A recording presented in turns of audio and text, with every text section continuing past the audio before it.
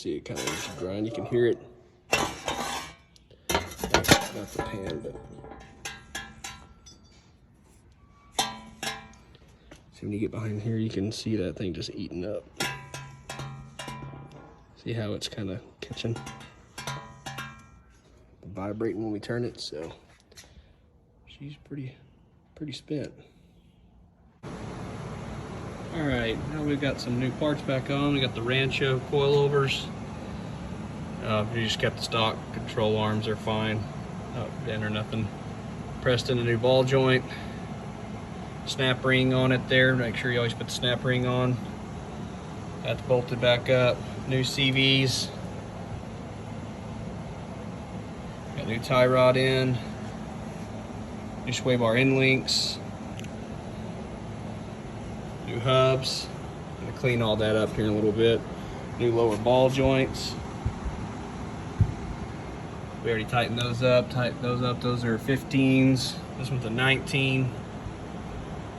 Ones underneath are 13s for the ball joint bolts up under here. There's 4 of them. You can see them there. I'll put them all on before the start. Then you'll suck that CV shaft through, tighten her up, put your rotor on, connect your, I'm gonna put the same speed sensor back in. It was fine, nothing wrong with it. I'm gonna do brakes next, new calipers, rotors, everything. Just kind of give you a little preview of what it looks like. Be back. All right, we're back here. Got the hubs on, got the rotors. We assembled the calipers, pads, all that fun stuff. I'll show you in a second when we assemble it. I cracked the bleeder. So bleed out a little bit. Just kind of gravity bleed for now. Get some of that out of there. Yeah, let me show you. All right, now we got the caliper on the bench. This is the passenger side.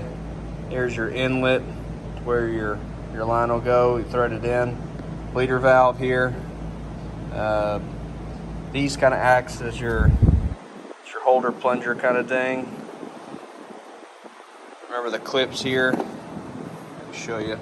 The clip, the brake pad will be facing downwards and then towards the bleeder valve here.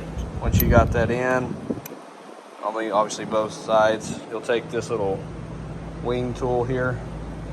There's little pinholes. You can see a hole there, and then obviously this side will have a hole, and you stick it through that hole there. Then you'll take this clip here, it'll go on underneath like this. Underneath that, it comes back, snaps them in these holes here, holds the brake pads kind of in place there. Pretty simple process. I'll show you. It'll look like that there. Then we go around here to the front. Clamp the line off. It doesn't leak out too much. Take it loose.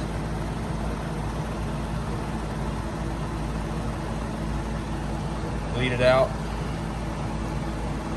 Thread the other one in. Stick her on the caliper. Unloosen the clamp, let it gravity drain for a couple, 2, 3, 4 minutes. Then we'll tighten everything back up. Get the tie rod on and all that good stuff, and that'll be it.